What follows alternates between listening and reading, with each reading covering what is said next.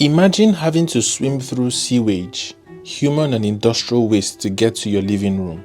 Imagine not using boats, Taxify or Uber to get around, but large wooden canoes flowing across mosquito-infested waters. Everything floats on water.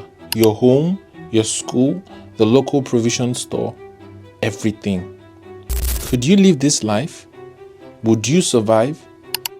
Well, it doesn't matter because about 1/3 of the population of Lagos live this reality every day. Several stories have been told of this unrecognized city built on water, the one that's a cause for shame and at the same time a promise of a vibrant real estate potential. But today we will talk about all the failed efforts that have been made to transform Makoko, a blessing and a curse depending on who you ask, a town drowning in rich history unknown to most. Ladies and gentlemen, welcome to Makoko. But before we go forward, let's go back. On one hand, Makoko is a visually striking and culturally rich part of Lagos with its tilted houses and bustling waterways, forming a unique community that has earned it its nickname, Venice of Africa. On the other hand, it's often seen as the city's Achilles heel, a symbol of poverty and neglect that doesn't sit well with Lagos's ambition of being a global megacity. For many outsiders, especially tourists and foreign media, Makoko represents the authentic Lagos experience. It's raw, gritty, and visually dramatic, a far cry from the polished skyscrapers of Victoria Island or the opulence of Banana Island. Documentaries, photo series, and YouTube videos have romanticized its floating homes and vibrant markets, often portraying Makoko as a resilient, almost magical community. This kind of exposure can boost Lagos' image as a culturally diverse and fascinating destination, attracting visitors curious to see this iconic part of the city. But the flip side is harder to ignore. For Lagosians and city officials, Makoko can feel like an embarrassing reminder of the government's failure to provide adequate housing and infrastructure for its people. When glossy real estate brochures boast about Lagos as Africa's city of the future, Makoko is conspicuously absent. It's not the Lagos that's featured in tourism ads or investor pitches. Instead, Makoko is often framed as an eyesore, a visible crack in the city's facade of modernization and wealth. So is the place really an eyesore or a potentially boisterous location? At the end of this video, you'll be able to answer that. For now, let's scratch the itch that a lot of people have been asking for decades. A city floating on water in Lagos. How did it come to be? How did they even build those houses on water in the first place? Makoko is one of those places that sounds almost too fascinating to be real, especially when you first hear about its floating houses and the way the community lives on the water. But the true story of Makoko goes beyond those eye-catching images. This area, tucked away on the Lagos Lagoon, has a long, rich history of survival, adaptation, and community spirit that shaped its culture and the way its people live. Let's go back to the beginning, shall we? So Makoko started off as a small fishing settlement in the 1800s, built by fishermen from the Yoruba ethnic group. Over time, more and more people from different parts of Nigeria and beyond came to settle there, seeking out a way to make a living in an ever-growing crowded Lagos. The unique thing about Makoko is that it was built on water, literally. With no land available to build on, people started building their homes on stilts over the lagoon. The floating houses became a natural solution as the community grew. It became known as the Venice of Africa. It wasn't just a quirky setup, it was a way of life that allowed people to stay close to the resources they depended on, water and fish. But something is a bit fishy here, don't you think? For a place with hardworking and innovative families, why is it so desolate? In Makoko, almost half of the population live on less than $1 per day. This settlement, like many other slums in Nigeria, are clearly places of inequalities, social segregation, and social polarization. The growing urbanization in Lagos has not been matched with sustainable urban and housing policies, as well as adequate legislation and delivery systems in Makoko. Can't the government do anything about it? Well, you're not ready for what comes next. Makoko's relationship with the government has always been uneasy. For most of its history, the community grew organically, outside the framework of formal urban planning. It was never officially sanctioned, but it wasn't exactly challenged either, at least not at first. The government largely ignored Makoko in its early years, allowing it to grow unchecked. This neglect wasn't an act of generosity, it was more of a reflection of indifference. To the powers that be, Makoko was out of sight and out of mind, a problem to deal with another day. But here's where the story gets interesting.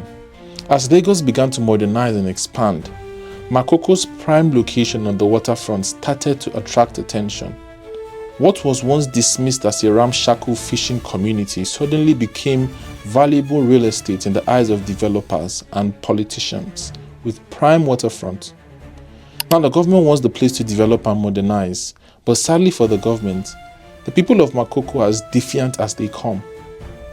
This shift in perspective marks the beginning of a long series of clashes between the government and the residents of Makoko. Over the years, there have been multiple attempts to evict the people living there. Officially, these actions were framed as efforts to beautify Lagos or to protect the residents from unsafe living conditions. But for those living in Makoko, it felt like a thinly veiled land grab. One of the most infamous incidents occurred in 2012 when government bulldozers rolled into Makoko without warning. On July 16, 2012, the State Ministry of Waterfront Infrastructure, 4 days after issuing a 72-hour eviction notice to residents, set fire on earmarked structures and deployed armed police, who allegedly fired shots indiscriminately to dislodge the citizens who had gathered to protest the government's decision. The controversy surrounding the killing of one of the residents led the demolition workers to suspend their assignments. Houses were demolished, leaving hundreds of families homeless overnight.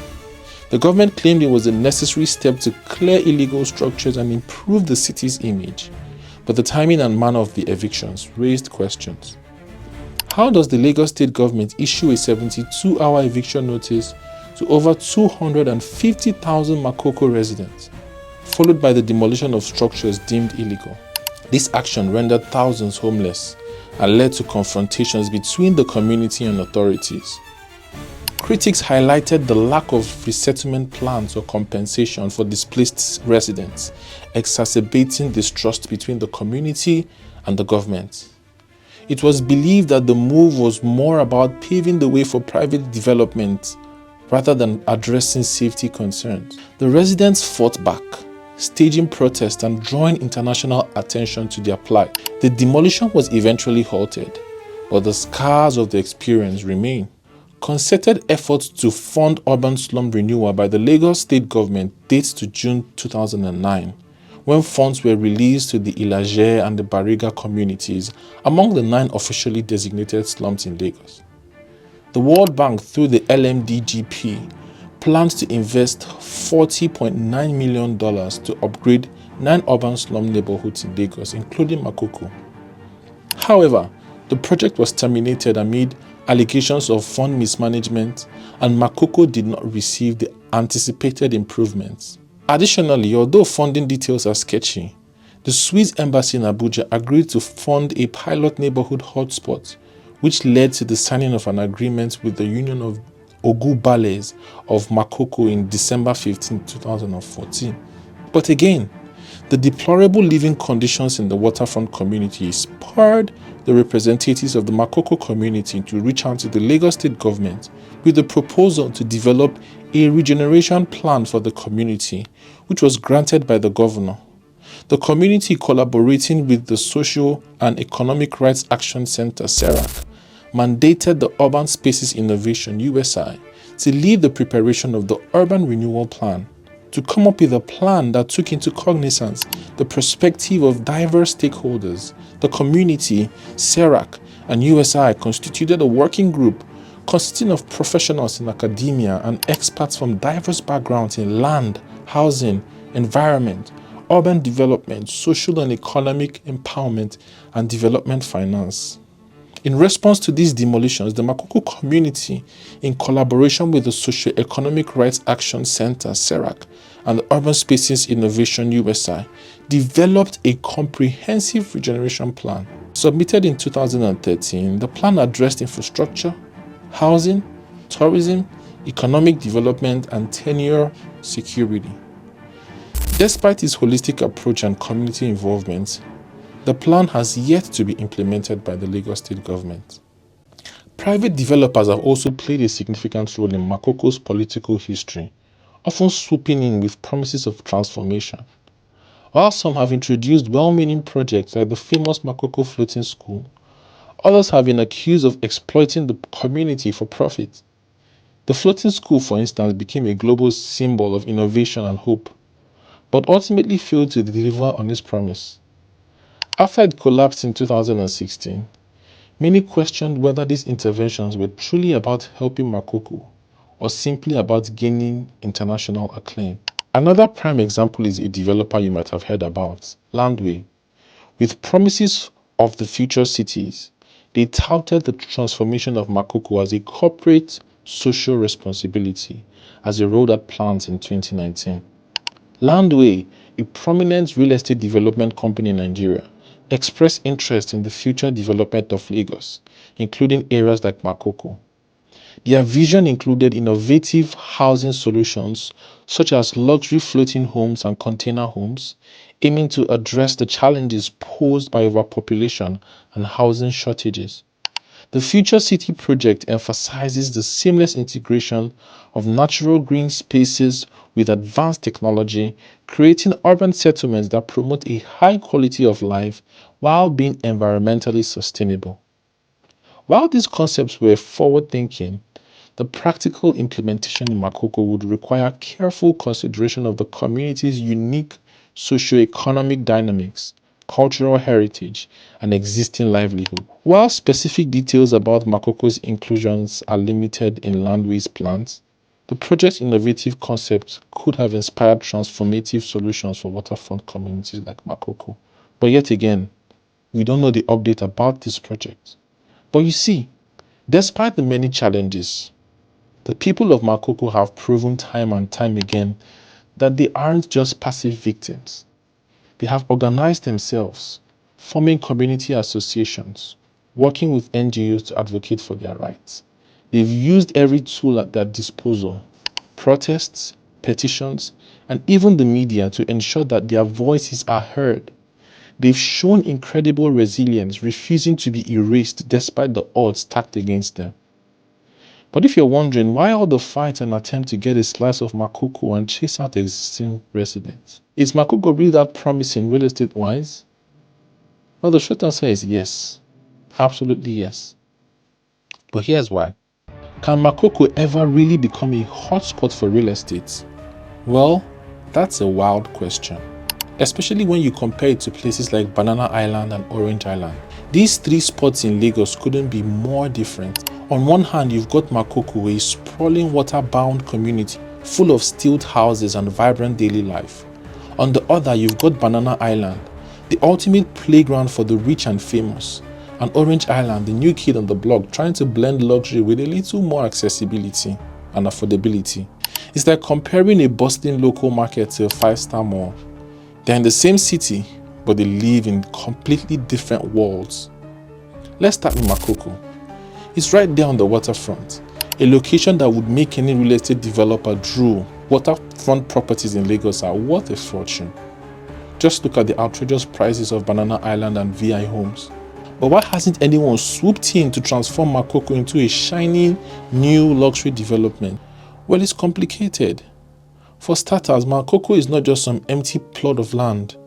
It's home to hundreds of thousands of people who've built their lives there. It's got its own economy, culture, way of life, all tied to the water. You can't just bulldoze through all that and expect people to go away quietly. But let's not ignore the money side of things. Developers see the potential, but the cost of turning Makoko into something like Banana Island are astronomical. There's no real infrastructure there, no roads, no proper sewage, no electricity grid. Everything would have to be built from scratch, which means big money. And then there's the politics. Trying to displace an entire community would be a PR nightmare. Remember the uproar in 2012 when the government tried to demolish parts of Makoko? It wasn't pretty. The international backlash alone was enough to make any future developer think twice. Now look at Banana Island. That place is the gold standard for luxury in Lagos. It's all perfectly planned. Wide streets, underground utilities, 24/7 power, and internet that doesn't make you want to pull your hair out. It's where billionaires and celebrities live in gated security, completely removed from the chaos of Lagos. It's basically Lagos's version of Beverly Hills. And then there's Orange Island, a slightly more approachable version of Banana Island.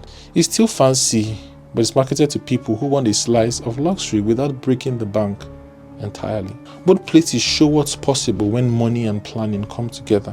So where does that leave Makoko? Can it ever compete? The thing about Makoko is, it's got something that neither Banana nor Orange Island has. Character. It's not some sterile luxury development. It's alive. Some guys like the people at Landby and others have floated the idea of turning Makoko into some kind of eco-friendly tourist destination.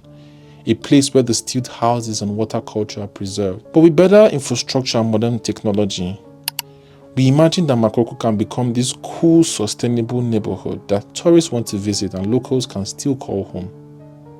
It sounds amazing, but pulling it off would be very tricky.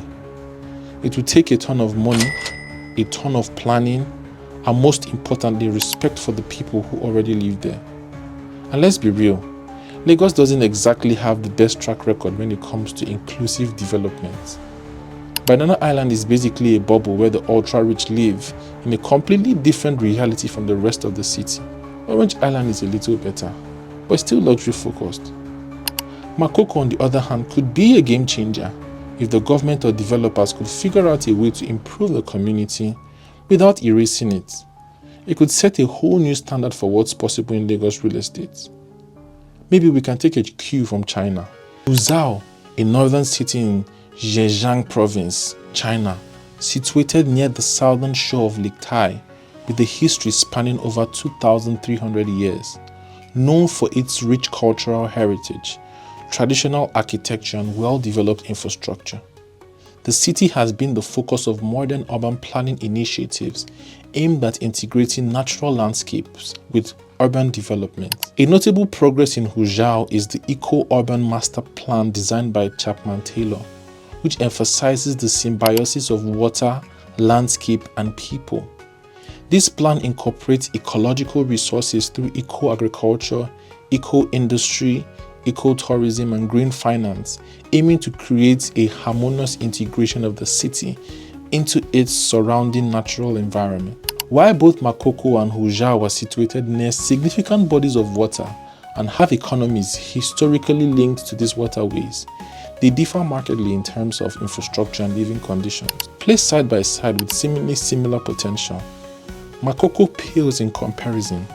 The ashes of what could have been, it remains an informal settlement facing challenges such as inadequate access to clean water, sanitation, and education. In contrast, Fuzhou has leveraged its natural resources to foster economic growth and urban development, becoming a model for integrating ecological considerations into urban planning. The city's development strategies focus on sustainable growth, cultural preservation, and enhancing the quality of life for its residents. While both communities are connected to their aquatic environment, Fuzhou represents a planned and sustainable urban development model, whereas Makoko exemplifies the challenges of informal settlements in a rapidly urbanizing city. So why did Makoko fail? Many interventions were executed without meaningful engagement with Makoko residents, leading to solutions that did not align with the community's needs and realities. Also, allegations of fund mismanagement and diversions in projects like the LMDGP undermined trust and resulted in the discontinuation of potentially beneficial initiatives.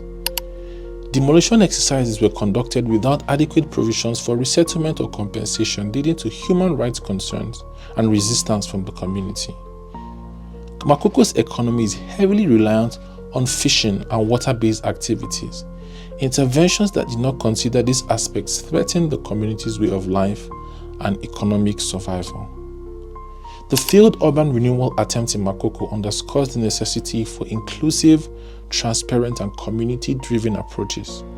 Future initiatives should prioritize genuine engagement with residents, respect for their livelihoods, and the establishment of clear resettlement and compensation frameworks to ensure sustainable and equitable development.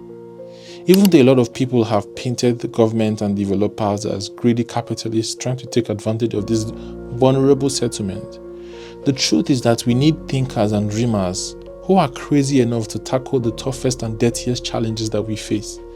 Because the truth is, things can't keep going on like this forever.